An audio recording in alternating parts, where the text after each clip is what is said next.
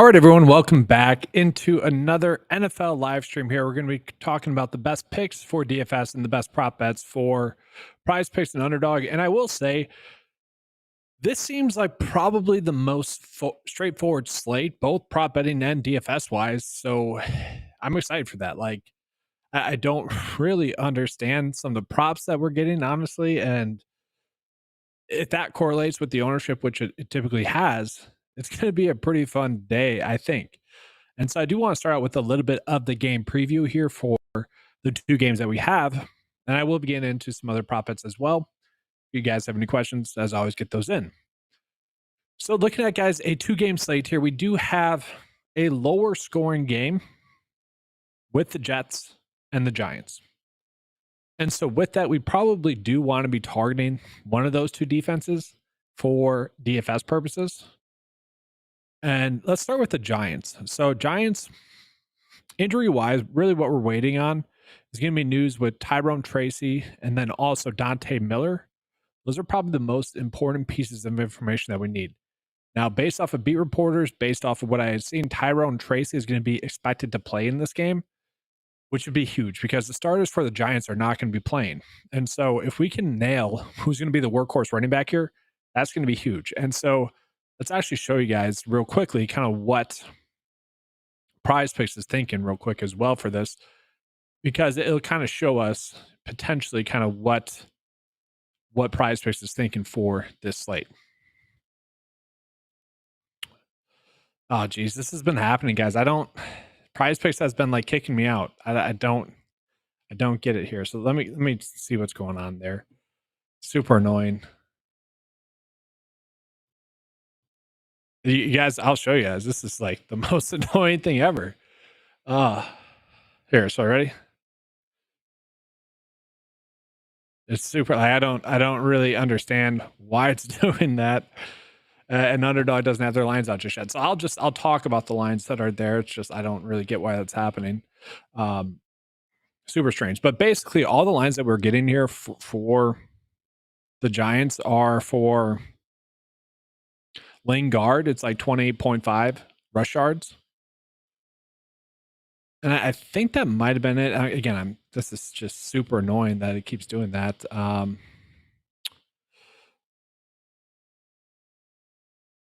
Give me a second here. Okay, so I got it. So Eric Gray's at 22.5.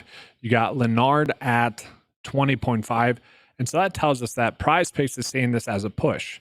If we get any sort of news that someone like someone like Tyrone Tracy is actually going to be active in this game, which it does. It seems like he is going to be active in this game. A lot of beat reporters are suggesting that he is going to be active in this game, which should be a good thing. And so if we get that confirmation, he's probably the best running back play on this slate. We're not getting any prop bets for him, which is a little bit annoying.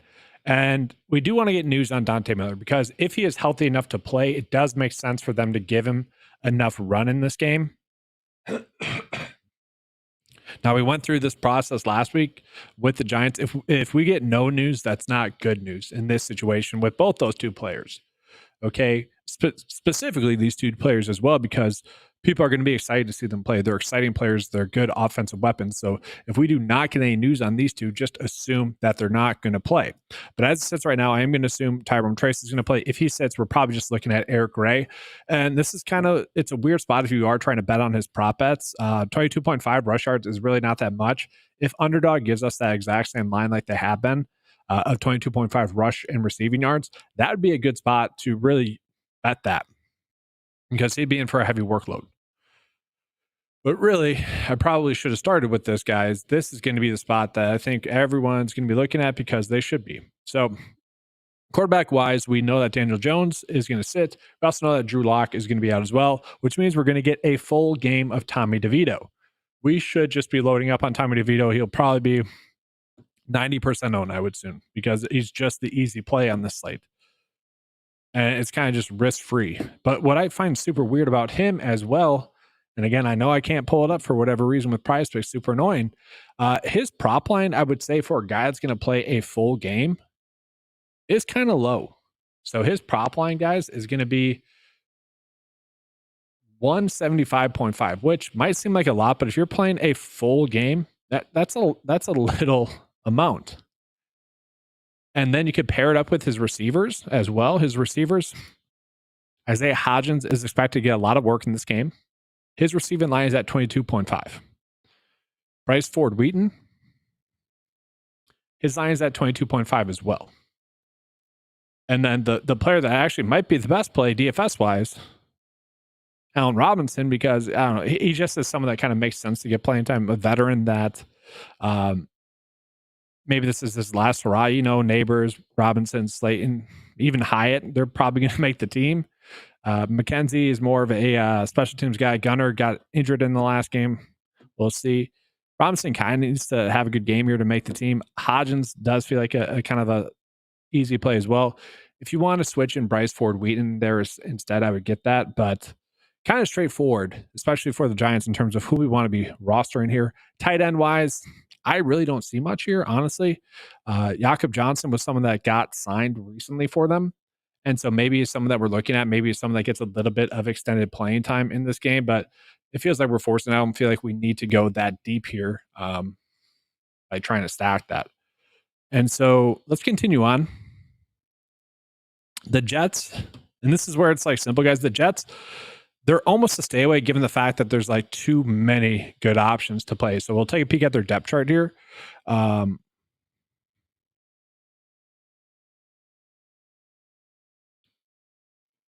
Like receiver wise, maybe Malachi Corley, someone we're looking at a little bit. I don't think we need to go there. Quarterback wise, I don't think we're going to expect Aaron Rodgers or Tyrod Taylor to play. I just don't. Jordan Travis is injured, so we're probably going to get a half of football out of Paisley and Martinez.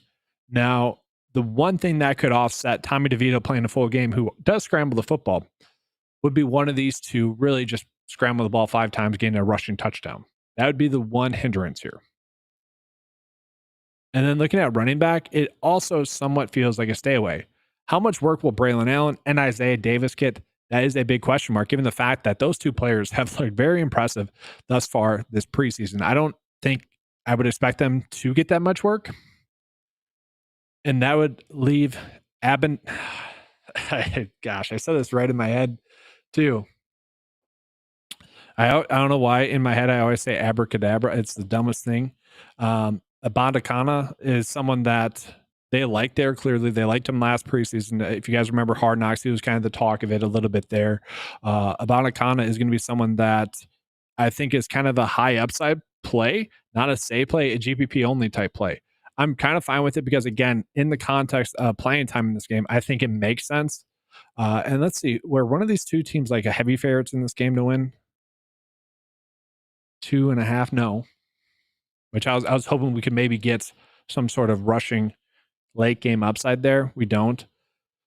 So like he kind of feels like a stay away there for the most part. For the running backs, we look at the receivers. Also mostly feels like stay aways. Like sure, we could play a little bit of Corley. We might be capping our upside.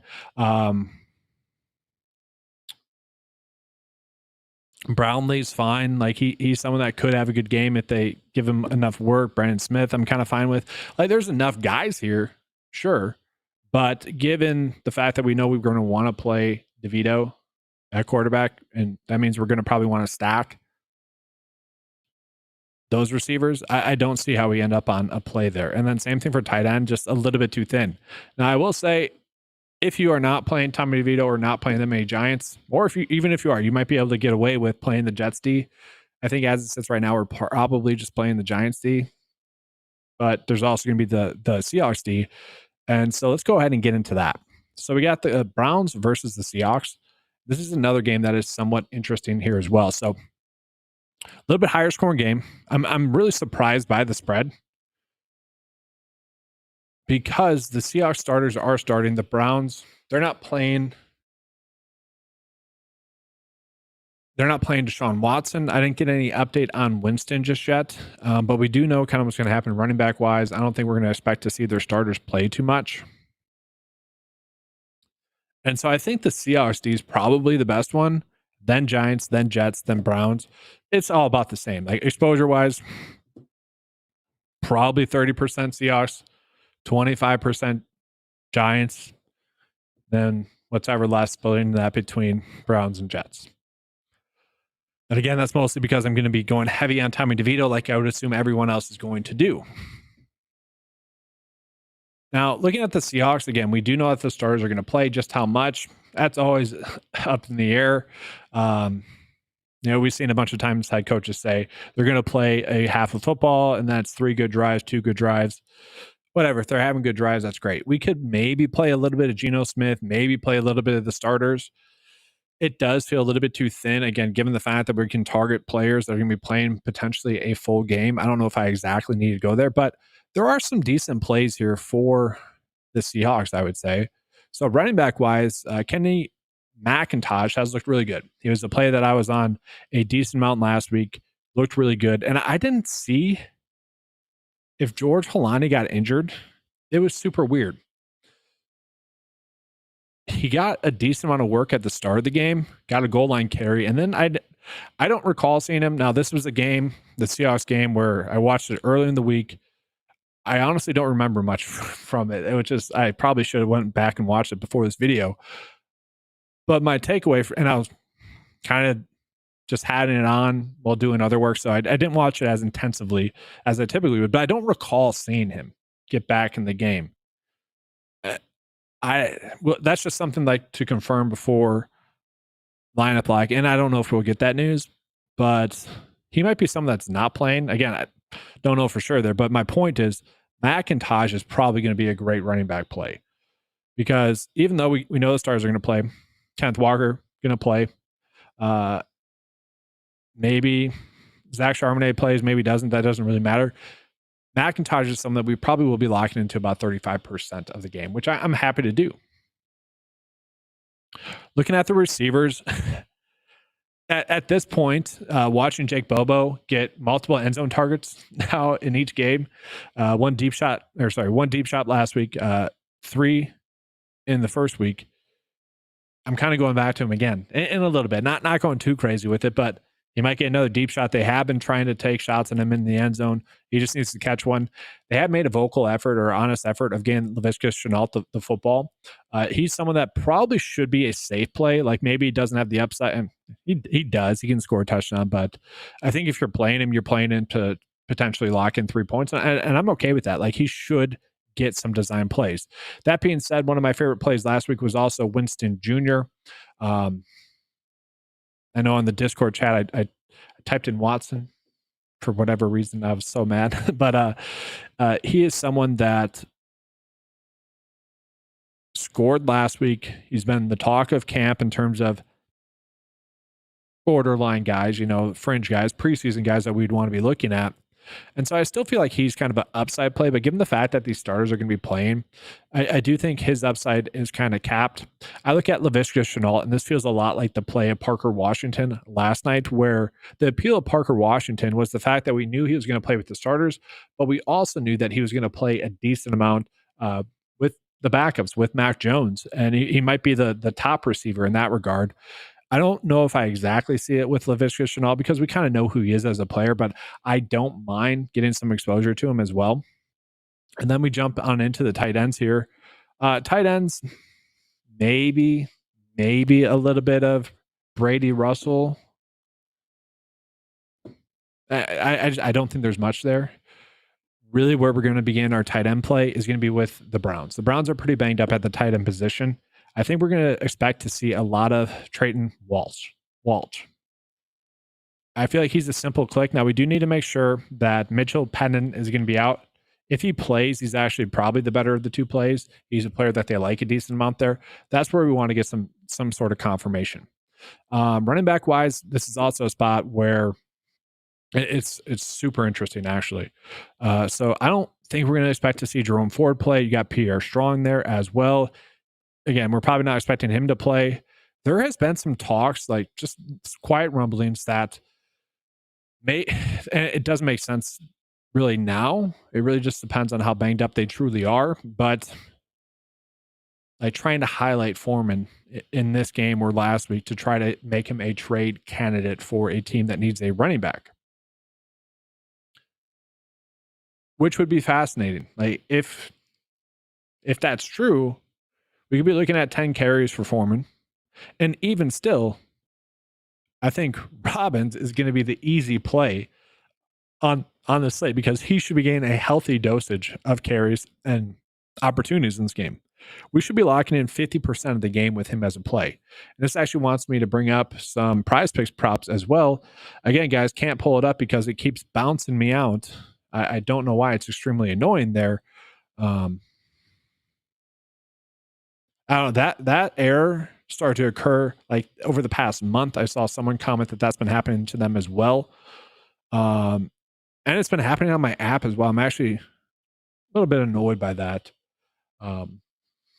At the I don't know, whatever. But looking at the props that we're getting, like rushing wise, we got Robbins at 25.5 currently on PrizePicks. I think that went up slightly, but that number seems to be a little bit too low. Foreman as well. If those are the only two running backs, which it does seem like that could potentially be the case, or the only two running backs getting significant work, 51 yards between the two, that is extremely low. And so I'd be okay betting the overs for those two specifically. I'd be okay with that. And then again, just talking about some rushing props, Eric Gray, if he is going to be kind of the lead back in this game, 22.5 is too low. Now that's a little bit too risky, I would say. And then Kenny McIntosh as well. I don't mind his line at 21.5. It's interesting. I don't think we need to go there. I think I'd rather do that if it was rush and receiving as well.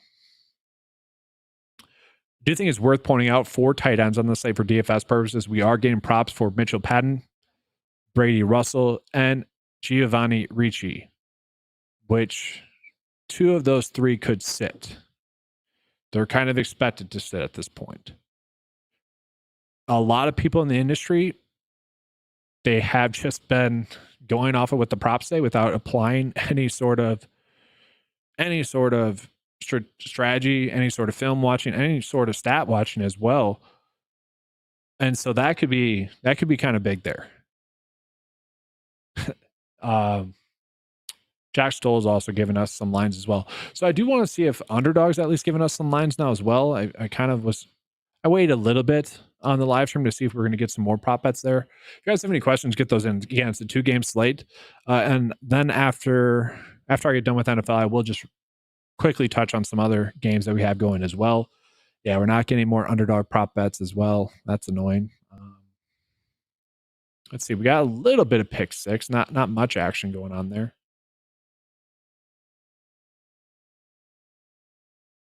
I'll try to pull that up here.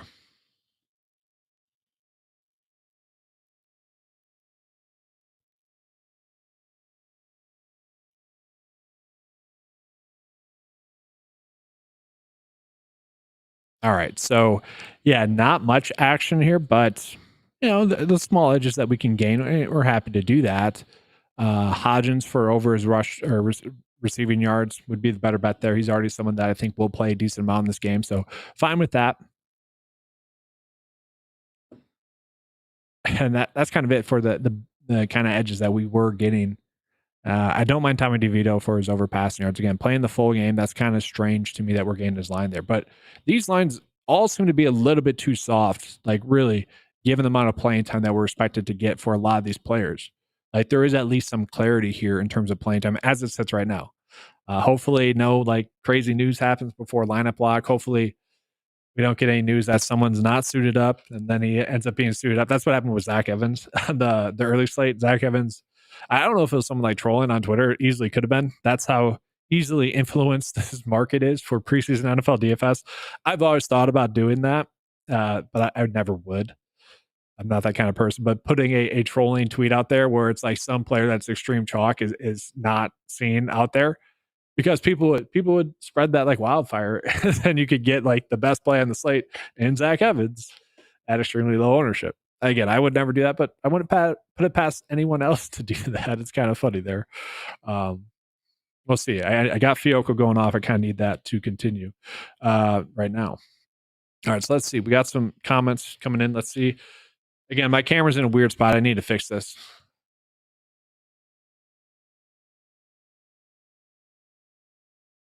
So Andrew, this is actually a good question. So preseason really comes down to really two ways of doing it, honestly. Like either you're doing single entries and you're kind of mixing and matching your single entries. I have had much more success with that just in general DFS wise.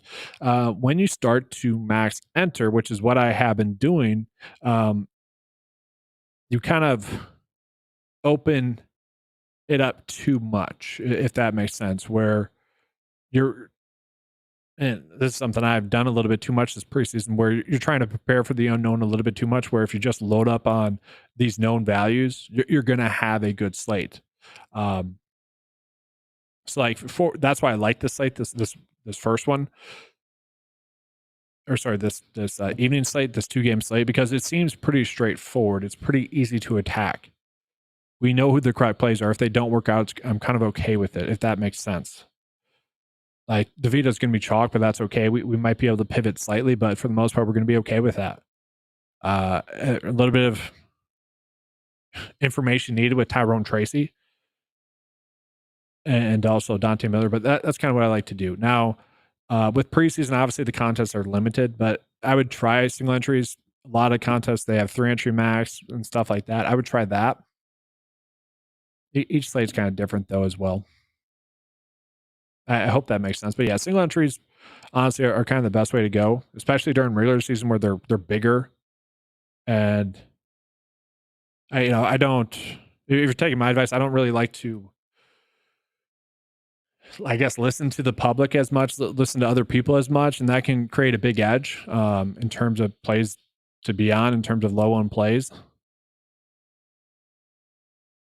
which most of the time works out. Obviously, if I'm not on someone that's extreme chalk and you guys like him, go by all means play him. But I think there's an edge in kind of just watching the film, looking at the data, giving my advice, and then having people in the comment section tell me, "Oh, that's a bad play" or something like that. And I'm just like, it's not, but it's good to know that no one else is on them. Stuff like that. So, question, Billy, is that because you weren't on Zach Evans? I know Whittingham did not play in that game. A bunch of the Rams players did not hit. It was a mad scramble once it was Stenson Bennett being out. Now, Easton Stick was my most owned quarterback, but the mad scramble to adjust your lineups with Bennett being out, that was tough because you probably had Whittington, you probably had Smith, you probably had Tyler Johnson, you probably had Sam, whatever his last name is, and I was trying to adjust those lineups, and so that was the conundrum there.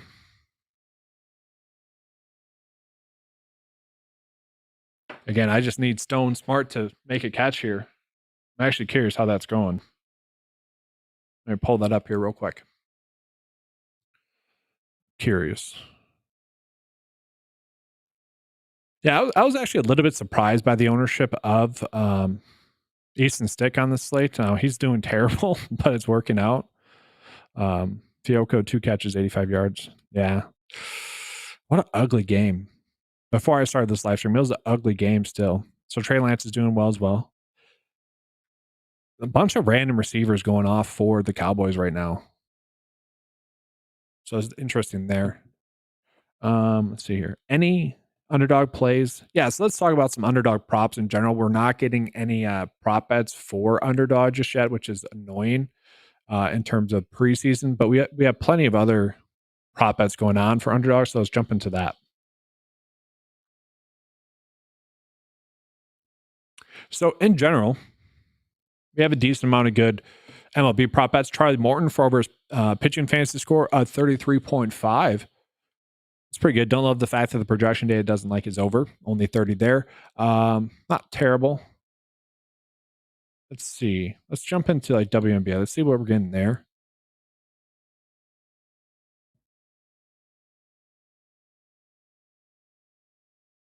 Mabry for under her fantasy score. That's not bad. 28. Again, that's kind of the clear outlier there compared to how the projection day is looking, how the sportsbook line is looking, how the PrizePicks line is looking. That's one where, yeah, it's a pretty solid under bet. Kind of okay with that one. Let's see here. Any college football ones?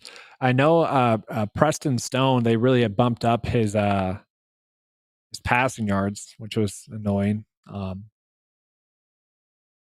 Not much there for underdog for college football. Yeah, jumping into MLB where we're getting all those good prop bets. Maybe too many. I don't know what's going on with Michael King there.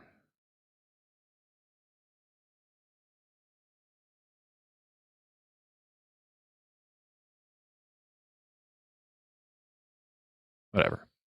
There we go. So Charlie Morton's not bad. I don't know if I want to go Castellanos there. Probably not. Really just Charlie Morton. Let's go where the data correlates here.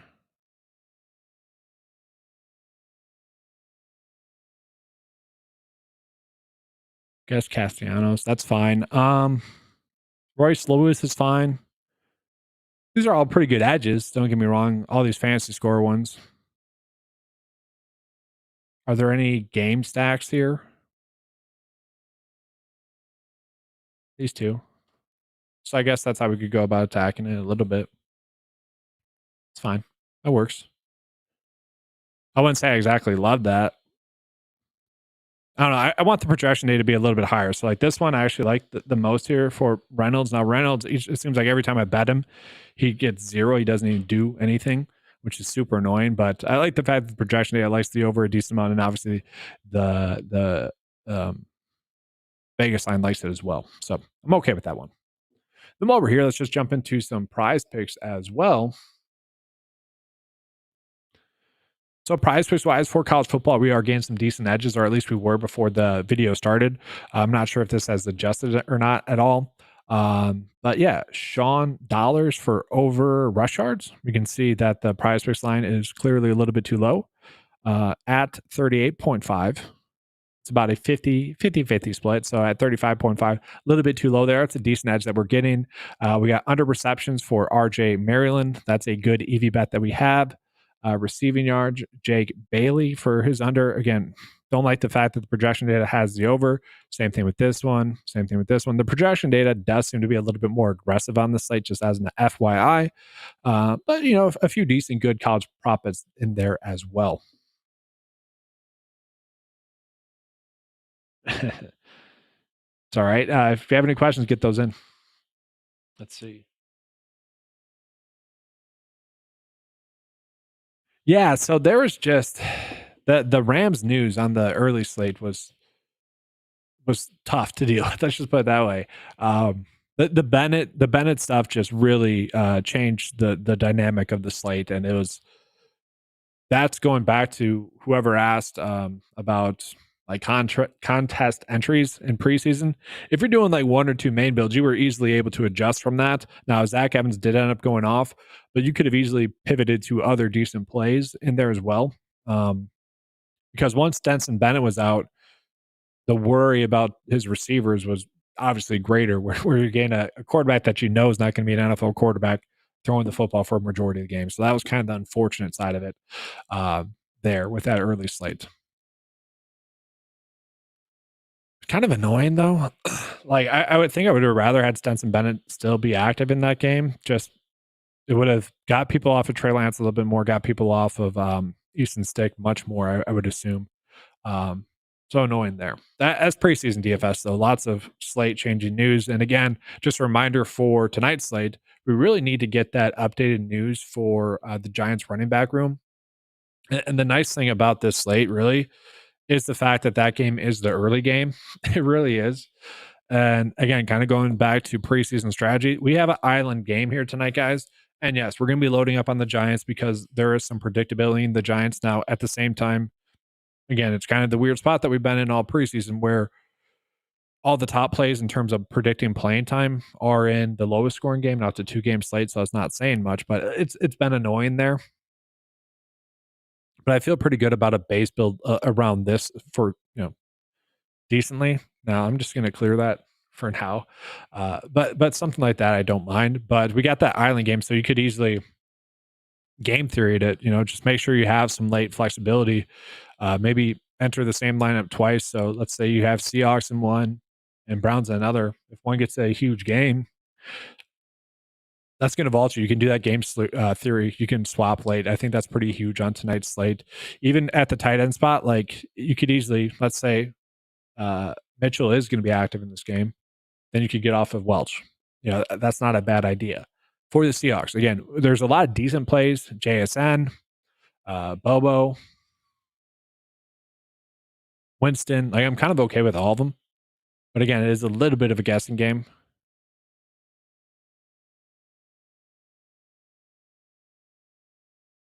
And then for the Browns, they are slightly thin tonight. I believe Cooper's not playing. And so, like, maybe makes a little bit of like Thrash, who's something that they like, Darton a little bit. Like, we can mix and match those players in a little bit there as well. Okay.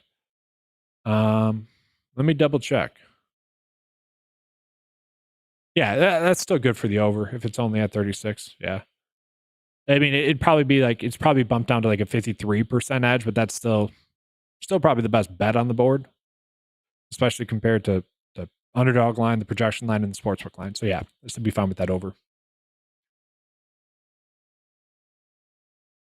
I don't know. I would disagree with that on this slate.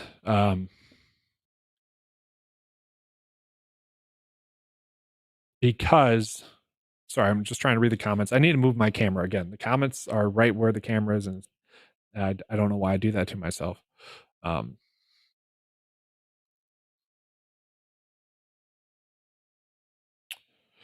but yeah, bet the under on NFL player props at running back. I just don't know if I agree with that for this slate specifically because we have so many running backs that are, gosh, PrizePicks is making me so upset with this infinite screen. But we have so many running backs that are projected to play a decent amount, like the Browns running backs, where for them to get 22.5 rushing yards is really not that much if they are indeed playing the full game. Like, that's really not that much. You look at some of the other players that we're getting prop bets on as well, at least right now. Again, Eric Gray. We should have that news before lineup lock. It's probably a better bet on pick six if it's available there. Actually, let me check that. I'm going to check that real quick.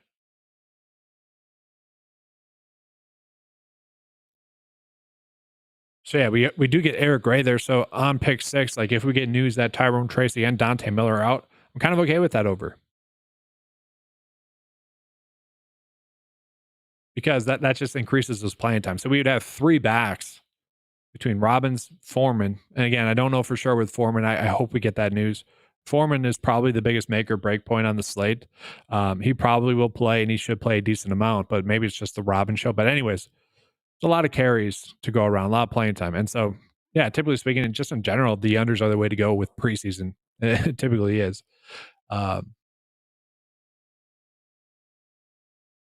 But those other running backs, I mean, if you wanted to go Walker, I don't imagine Walker playing too much, but it starts against backups. And so 20.5 rush yards is not that much.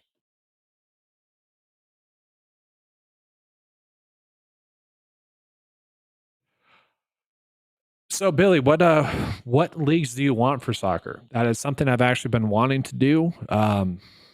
With NFL and college football being right here, I kind of put that on the back burner, but I have a list of stuff to do that's on my list of things. The issue that I have right now is it's broken up the way I'm able to do my data and everything. It's broken up into too many different leagues. And so it just depends on that. I think that is a big edge. That is something I do plan on doing once I get a little bit more free time. I think that'd be a big edge. I do. But if anyone has any questions, get those in. If not, I'm going to be finishing up the live stream here shortly. I do want to do a couple of my own builds real quick just to see what it's spitting out. Now, obviously, these are going to be my projections as well. So don't like go too crazy with it.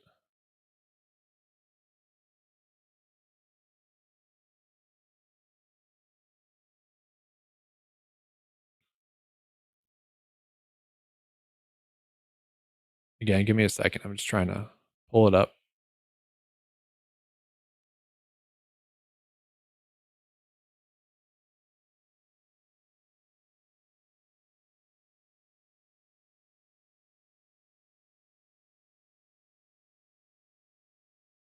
There we go.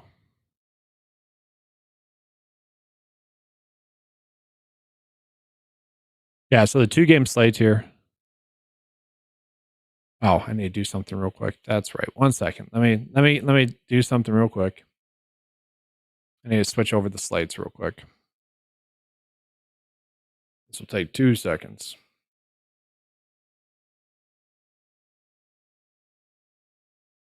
I'm not gonna lie, guys. If I seem a little low energy tonight, it's because I was up last night doing the college football, finishing the tools for week 0, and then getting that video out to you guys, which it's working out well so far.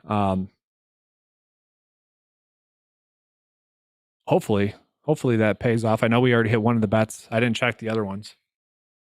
I think it was just the early game. Honestly, I've been so into the preseason, I haven't even looked yet.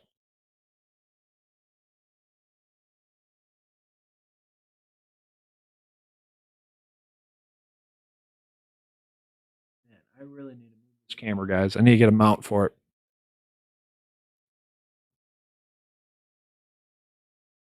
All right, so I just loaded up the projections, switched it over from this slate.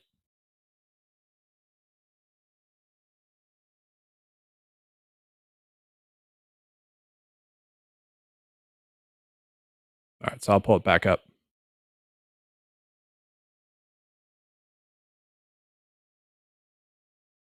Yeah, I'm freaking tired, guys. I don't know what it is. I'm sorry.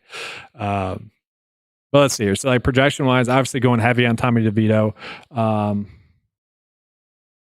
If Tyrone Tracy sits, I do think we want to get to a little bit of the Giants running backs, obviously, and then pretty heavy on Higgins and Allen Robinson. I mean, I'm going to drop this a little bit for this projection there. I don't know. Seahawks D at 5. I do like that. So let's get a little bit of the Giants D at 5 for a projection as well. So to run this, you need to do 2 data points for it to go off of. I'm just going to generate it from there, just seeing what it spits out. Just kind of want to give you a view. Obviously, it's going to love Tommy DeVito tonight because he's playing a full half. Obviously, it's going to like that. Honestly, though, I feel like this shows you kind of the slate that we have with how heavy it is on a lot of these players.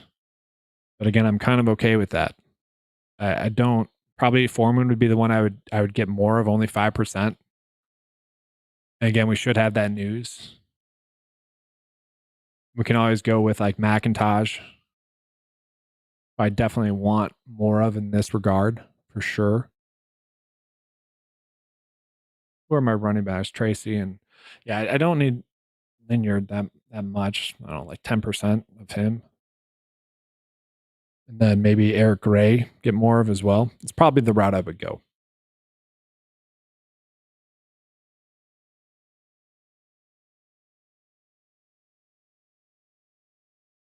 Yeah.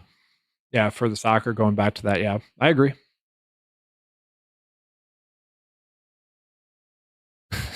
So that this Billy, this is my issue with soccer as well. I'm not the biggest soccer guy. I barely watch soccer. I my knowledge based on it is not that good. So again, something I have worked on minimally, but something I do plan on adding when I get the chance to. The issue is that right now I'm working on getting Fliff added a little bit more. I got baseball in there right now, trying to get WNBA added in there, college football added in there, and NFL. Want to get more onto the DraftKings sportsbook cheat sheet, as well as get a BetMGM, PointsBet, FanDuel, get all those cheat sheets going as well, specifically for the NFL season. It's only enough time in the day, and I got to get content out as well. It's a weird balancing act over here on my end. And honestly, guys, whenever you don't see me doing content, it's literally because I'm working on something on the website. Soccer is boring. That doesn't matter. Golf is boring, but it's profitable. We care about profit here. Speaking of which, guys, Ludwig Aubert, I need to win. If he wins this week, I'm looking. There's these things called one and done contests where throughout the season you get to select one golfer throughout the week. Whatever. And it's coming to the end of the season here. He's in first place. If he wins, sign up for a pretty good year in the one and done contest, which I'm excited for. But let's see if there's any news here. And then again, I'll begin out of here shortly if you guys don't have any questions.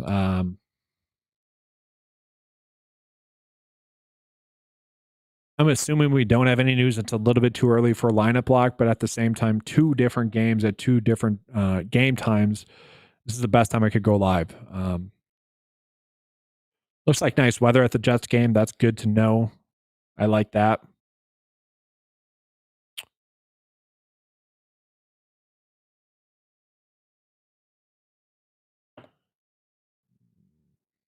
Yeah, not seeing much, which is good. It's a good thing. Any baseball picks? Yeah, I mean, there's some. I can show you that again. Yeah, it's kind of just up to you what you want to use.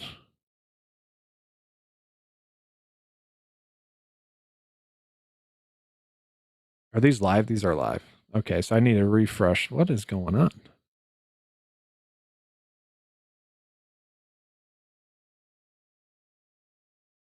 Here we go.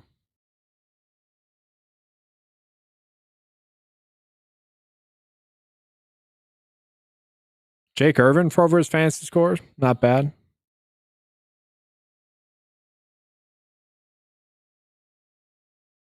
I'm confused. That's strange. That wasn't happening 2 seconds ago. Let's go into Underdog. Underdog, we saw that we were getting some decent edges there. I kind of mentioned Brian Reynolds was probably my favorite one. And then we have a little bit of a stacking opportunity with Nick Castellanos and JT for over their hidden fantasy score. So decent edges there. Nothing too crazy.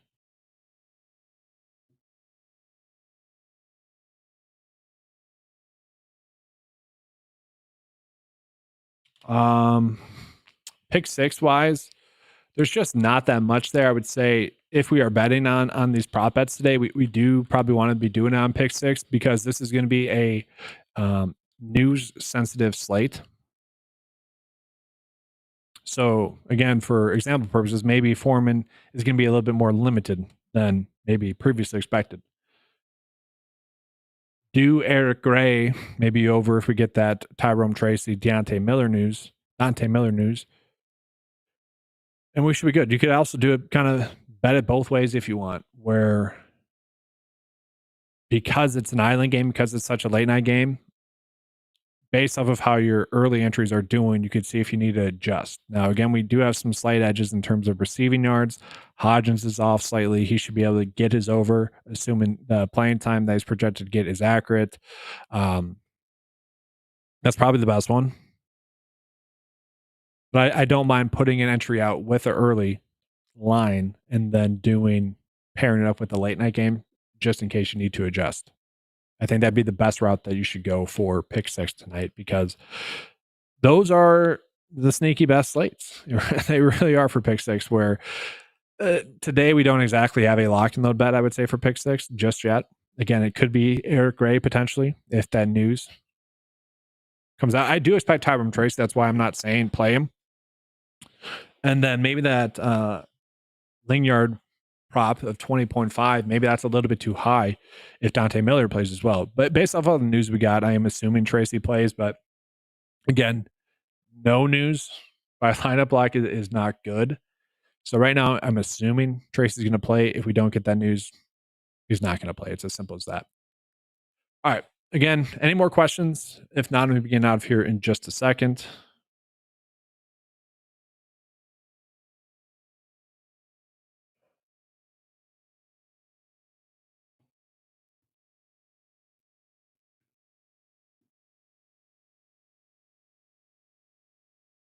I'm just refreshing some stuff on my end real quick.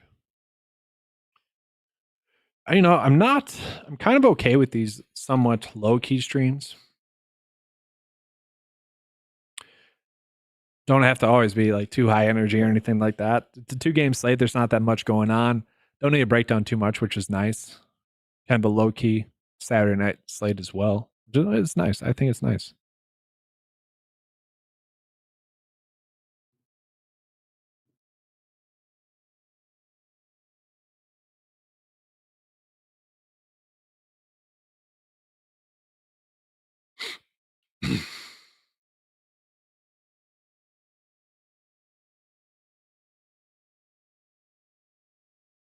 Just checking, seeing if we're getting any more prop bets at all.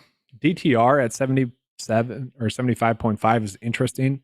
he could be a potential decent pivot. But again, I think we're going to get some news on those Jets quarterbacks, those two backup Jets quarterbacks. And those two will probably be the ones we want to be on the most. But DTR and even Tyler Huntley, I wouldn't mind. Those are all quarterbacks that can rush the football. I don't think we need to go crazy with that, though.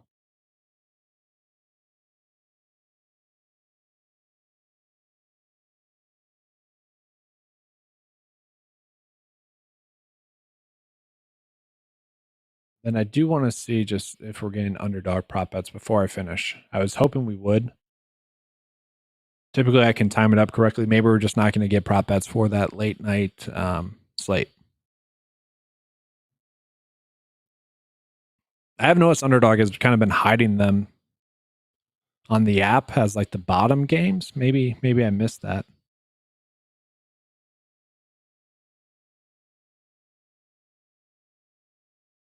No, that's annoying. Yeah, guys. So no Underdog, which is annoying. Yeah. So for college football, we can. I see a question coming in. Thank you. Appreciate the kind words there. Maryland under rush yards. Let me just double check that one. Make sure it's still good.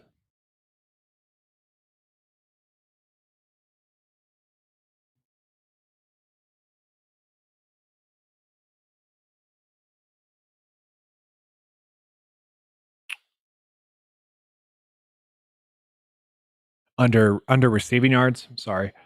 Yeah, that's fine. Rather do receptions if you're going to do that. That's a good EV bet. Is rather do that. The issue with receiving yards is that the projection data likes the over. But on paper, I mean, if you were going to do a bet, it would be the under there. I find the line movement on Preston Stone today to be pretty crazy. Where started off at like 220, and now it's all the way up to 232 on PrizePicks. That's kind of crazy. Dude, I don't know. I don't know for college football. I'm sorry. Whoever has the highest prop lines. That's it. Just ready for the news to start coming in. Yes, and it will. It's kind of nice to have two different slates. But again, guys, what I want to leave you with for the NFL slate and really for pick six as well, I think that's the best way to go about attacking today's slate. Just a reminder, give yourself flexibility to adjust for news in that late night game as well, because it's such a massive time gap that a lot of people are going to be lazy. I mentioned this on the Discord as well. Cade Stover was chalk today, and I didn't mind Cade Stover as a play, but I mentioned it was just kind of lazy chalk where it's like, oh, it's a tight end play that makes sense. Let's just play him. Now this is a 2-game slate. That's probably not going to happen. But people are going to be more likely to be lazy. They're probably going to attack the early slate just because it's available. People want to play. They want to have fun. They want to have investment in it. But then late, it doesn't matter. And so just give yourself flexibility for the late night slate.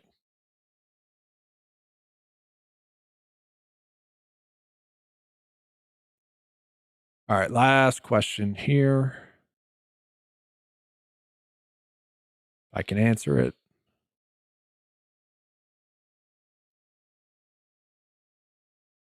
Yeah. For baseball, yeah. The 2 overs were the good ones for today. Yep. All right, guys, that's going to do it for this live stream. Appreciate you all being in here. I do hope to do these mostly for maybe all the like Thursday night showdown slates. Sunday mornings, I want to work in a time where I can do a live stream. Monday Night Football, I want to work in a time where I can do a live stream. My goal with all my content, all the tools though that I have out, is for it to tell us what to do. And the thing with like preseason NFL DFS is that's not the case. And so I am more than happy to go out and do a live stream where the tools and my previous content, obviously I did live stream for this, but throughout the regular season, you'll see that I'll have content out there that'll tell us what to do. Unless the slate changes drastically, there's no need to do the redundant content. At the same time, I get that people like that content as well, so I do want to start doing that a little bit more. But that's going to be all for today's video, guys. Thank you for being here. Thank you for watching. Good luck on tonight's slate. And as always, let's keep cashing.